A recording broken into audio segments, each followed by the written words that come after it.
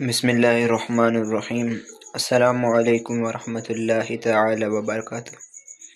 میں اس YouTube channel حدیث of the day میں آپ تمام کو خوش آمدید کہتا ہوں۔ آج کی حدیث حضرت عبداللہ بن عمر بن خطاب رضی اللہ تعالی عنہما بیان کرتے ہیں کہ میں نے رسول اللہ صلی اللہ علیہ وآلہ وسلم سے سنا، فرماتے تھے کہ پہلے زمانہ کی بات ہے کہ 3 آدمی جا رہے تھے، یہاں تک کہ وہ رات گزارنے کے لیے ایک غار میں جانے پر مجبور ہو گئے۔ ابھی وہ غار میں داخل ہوئے ہی تھے کہ پہاڑ سے ایک پتھر لڑکھڑاتا ہوا آیا، جس نے غار کے منہ کو ان پر بند کر دیا۔ انہوں نے محسوس کیا کہ اس مصیبت سے نجات حاصل ہونے کی صورت یہ ہے کہ اپنے نیک اعمال کا وسیلہ پیش کر کے اللہ سے دعا کی جائے۔ ایک آدمی نے دعا مانگتے ہوئے کہا، اے اللہ، میرے ماں باپ بہت زیادہ بوڑھے ہو گئے تھے اور میں اپنے اہل و عیال سے پہلے ان کو دودھ پلاتا تھا۔ ایک روز مجھے درختوں کی تلاش دور لے گئی۔ جب میں شام کو واپس دیر سے لوٹا تو ماں باپ سو چکے تھے۔ میں دودھ دوہ کر حسب معمول ان کی خدمت میں پہنچا تو وہ سو چکے تھے۔ ان کو جگانا بھی ناگوار نظر آیا اور ان کو دودھ پلانے سے پہلے اہل و عیال کو دودھ پلانا بھی ناگوار گزرا۔ میں رات بھر دودھ کا پیالہ ہاتھ میں اٹھائے ماں باپ کے پاس کھڑا رہا اور ان کو بے آرام کرنا مناسب نہ سمجھا، اور بچے میرے پاؤں کے پاس بھوک سے روتے اور چلاتے رہے، یہاں تک کہ صبح طلوع ہوئی۔ وہ نیند سے بیدار ہوئے، انہیں پہلے دودھ پلایا۔ اے اللہ، اگر میں نے یہ کام تیری رضا کے لیے کیا ہے تو ہم سے اس پتھر کی مصیبت کو دور فرما جس میں ہم مبتلا ہیں۔ پتھر تھوڑا سا سرک گیا لیکن غار سے نہ نکل سکتے تھے۔ دوسرے نے کہا، اے اللہ، میرے چچا کی ایک بیٹی تھی جو مجھے تمام دنیا سے زیادہ بھلی دکھائی دیتی تھی۔ ایک روایت میں ہے کہ میری محبت اس کے ساتھ غیر معمولی تھی، جیسا کہ مرد عورتوں سے محبت کرتے ہیں۔ میں نے اس کی تکمیل خواہش کا ارادہ کیا لیکن اس نے انکار کیا، یہاں تک کہ اس کو قحط سالی نے آ دبایا۔ وہ میرے پاس آئی، میں نے اس کو اس شرط پہ کہ وہ میرے ساتھ تخلیہ میں بیٹھے۔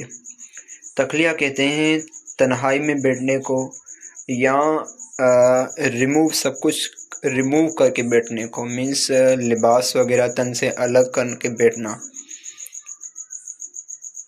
وہ میرے ساتھ تخلیہ میں بیٹھے، 120 دینار دینے پر رضامندی کا اظہار کیا، چنانچہ وہ رضامند ہو گئے۔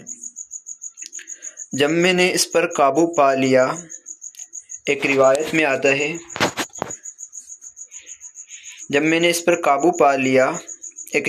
ہے کہ جب میں اس کی دونوں ٹانگوں کے درمیان بیٹھا تو اس نے کہا، اللہ کا ڈر اختیار کر اور ناجائز مہر نہ توڑ۔ میں وہاں سے اٹھا، حالانکہ اس لڑکی کی شدید محبت سے دوچار تھا، اور ان دیناروں کو وہیں چھوڑ کر آ گیا جو میں نے اس کو دیے تھے۔ اے اللہ، اگر میں نے یہ کام تیری رضا مندی کے لیے کیا ہے تو ہمیں اس مصیبت سے نجات عطا فرما۔ چنانچہ پتھر ہٹ گیا لیکن باہر نکلنے کی گنجائش نہ تھی۔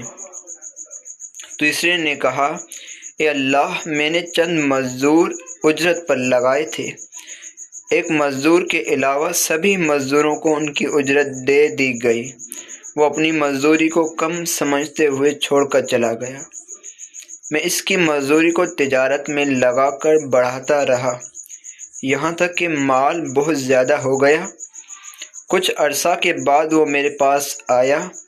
اس نے کہا، اے اللہ کے بندے، مجھے میری مزدوری دے دیجیے۔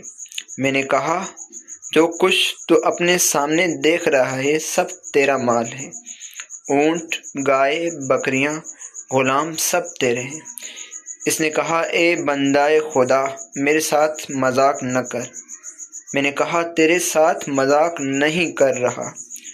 تو وہ شخص تمام مال لے کر چلا گیا اور کچھ بھی نہ چھوڑا۔ اے اللہ، اگر میں نے یہ کام تیری خوشنودی کے لیے کیا ہے تو ہم سے ہماری مصیبت دور فرما۔ چنانچہ پتھر غار کے منہ سے ہٹ گیا اور وہ باہر نکل آئے اور چل دیے۔ اس حدیث کا جو مقصد ہے بتانے کا، وہ یہ ہے کہ اللہ رب ذوالجلال بعض اوقات ہماری نیکیوں کی وجہ سے ہمیں چھوڑ دیتے، ہم پر رحم فرما دیتے ہیں۔ تو ہمیں چاہیے کہ ہم زیادہ سے زیادہ نیکیاں کریں، اللہ رب ذوالجلال کو راضی کرنے کی کوشش کریں۔ اللہ رب ذوالجلال سے دعا ہے کہ اللہ پاک ہمیں اللہ رب ذوالجلال کی اطاعت، حضور اکرم صلی اللہ علیہ وآلہ وسلم کی اطاعت اور پیروی کرنے کی توفیق عطا فرمائے۔ وآخر دعوانا ان الحمد للہ رب العالمین۔ السلام علیکم ورحمۃ اللہ تعالی وبرکاتہ۔